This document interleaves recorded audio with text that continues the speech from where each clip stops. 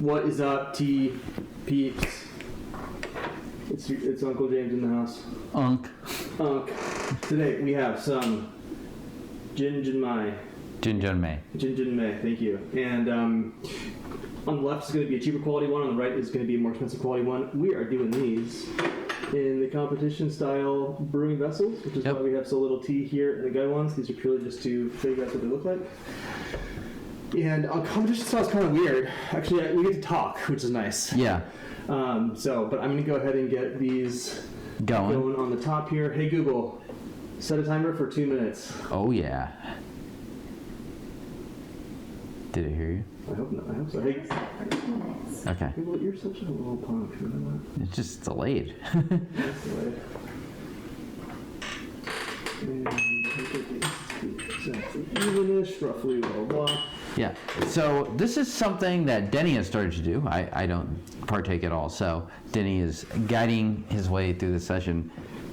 What is the purpose of this? So it's to really just standardize tea drinking across all tea drinking. Mm-hmm. I think competition style is primarily used for evaluating Taiwanese oolongs. It's kind of how I know about it the most. But in this case, we're just using it as a way of standardizing the brewing to make them as sort of hopefully as exact as we possibly can. And so the parameters for these are always 2 minutes, 3 grams of leaf, boiling water. Okay. And what size is the competition vessel? It's 150 milliliters. Okay. Yeah. So I think, all of the things that you do influence the tea, right? The moving of the gaiwan lid and stuff to move the blah, blah, blah, right? The thickness of the ceramic of the gaiwan, blah, blah, blah. So to have all of it be identical across the playing field to figure out how to evaluate these teas, it's cool. My experience of it has been that it does not make the tea as good as it could be. Sure. It is a useful way of evaluating the tea. Yeah, so purpose is not appreciation so much as it is evaluation. Right. I would give this method sort of like a full point lower on average. Okay, yeah. Interesting. But when you do those sessions, you do put them up on my.tdb though. I have been, and I have been giving them roughly a full point lower there. Okay. And it's because, the flavors end up just getting smushed. So a nice quality tea, you'll find out that it's less obtrusive and less gnarly, but you'll miss out on the dynamic aspect of the tea. Okay. Which is about the best parts. Stop. Hey Google, stop the timer. You can just say stop. You don't even have to say. Oh wow. Yeah. Thanks. I use it all the time. I'm stopping any alarms and timers that are ringing on your smart home devices. Man. This is Jeff Bezos, or whoever controls that. Yeah, Bezos. Figure it out. Thanks, Tim Apple. Yeah, thanks, Tim Apple. Yeah, God, Tim Apple. So, so I'm looking forward to this one. I think. So, just to speak a bit more to the competition style. I think competition style makes the most sense when you're doing a comparison like this. Yeah. When you're comparison. When you're comparing, if you're telling a newer, when you're comparing a 582 4 vintages, when you're comparing 7542, 502 versus 501, right? That's when really this is like, okay, this is a viable use for this. When you're doing grading of tea you want to buy or a competition, yeah, definitely.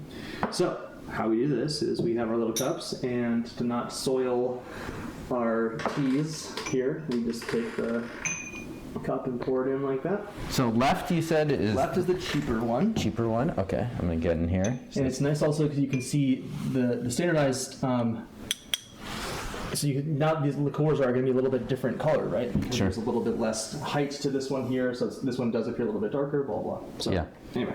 Cheers. Cheers. Ooh, it sure smells like black tea. I totally agree. It was much before drinking. Smooth. Very smooth. Chocolatey. Nice. Yeah, very chocolatey, malty. Yeah. I mean, this is classic. Yeah. Yeah, this is what I think of when I think of black tea.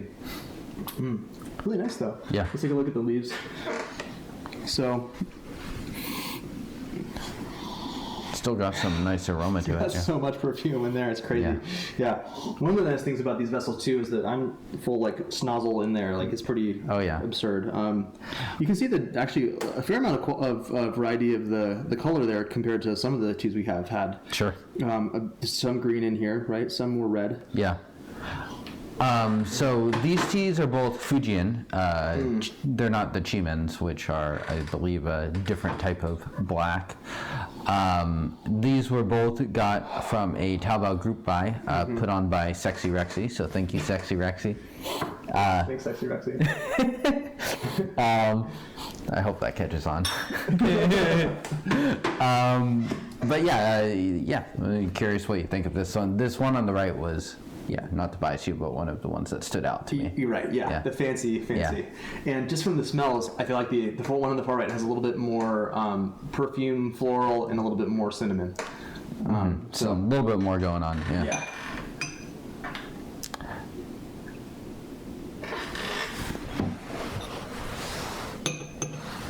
It's also kind of fun to shake up the brewing style a little bit.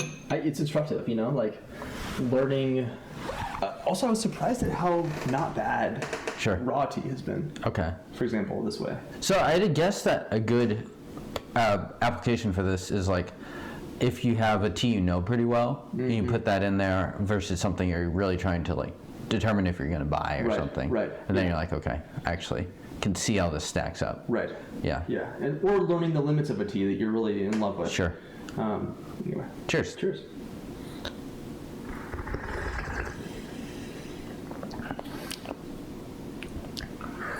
It's darker, much darker. It's just richer. It's got more cream on it as well. More on the smells for me. There's a little more heaviness to the body here for me as well. Yeah. Really lovely. Yeah. Yeah. This would be a tea that. The thing that's so nice about black tea, these good black teas, is that when they're coherent, they're almost not boring, but they work so well together that they are kind of like, oh yeah, of course that makes sense. Whereas sometimes we get some pu'er teas that are just like, whoa, it's weird. Like I've never had something that tastes like this before, and it's sweet. What the hell? With this, it's, I don't know. Maybe it's just because it's like we're also biased towards black tea as like tea drinking people when they first start drinking. This feels so natural to me, but that one in particular is just so classic. There's no other way to put it. Yeah. Let's keep going. Get back in here again. So when you have done this, how much are you actually drinking? You're not actually going to drink all of those unless you really like it, right? Yeah, it would be, in this case, so for every one of the black teas that I did this way, I did not drink even close through the bowl.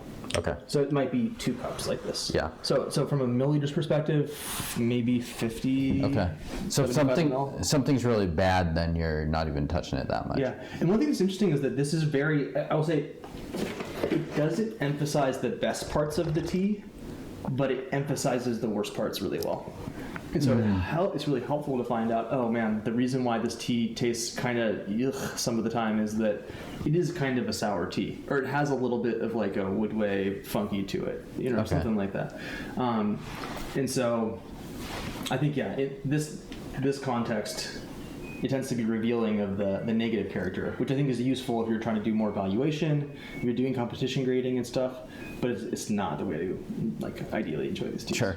So, but even this way, it's not bad. Right. Yeah. But I mean, kind of like you said, I think that the way you said about it, smushing everything together, makes a lot of sense. Yeah. Yeah. Just the way that it's brewed, it's pretty intuitive. Exactly. Yeah. I mean, we would have more of a dynamic nature of this tea. We'd have, because black teas especially are rolled for 1 hour. I learned this from William at Farmer Leaf. The sugars on the tea leaves come out very quickly. Okay. Very, very fast for extraction.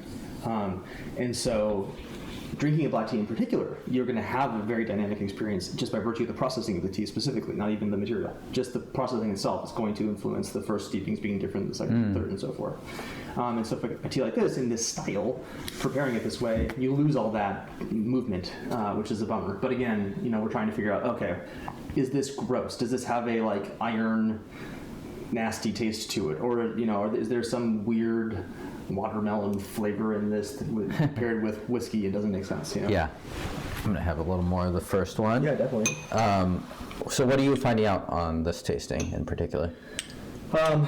I think in the comparison of the two, I think the biggest difference is going to be the volume of the flavor and the richness for me. The one on the right just has a little bit more volume and richness. The one on the left, I would be happy just kind of drinking on a daily basis. I think both of them have a fairly similar flavor profile.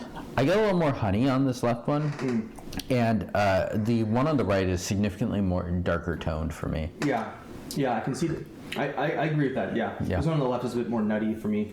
I could see that too, yeah. One on the right. Both of them have a fair amount of like kind of a milkiness to it that I find nice sometimes. Yeah, same maker, I guess, so it makes Yeah. some sense that there would be some similarities between these two. Yeah, let's get in here, and we're not really on the video here too much, but we can try to capture if there's any differences in the color of the leaves there. It's pretty hard to tell. Nothing super obvious, I'd say. They both resemble each other a fair amount.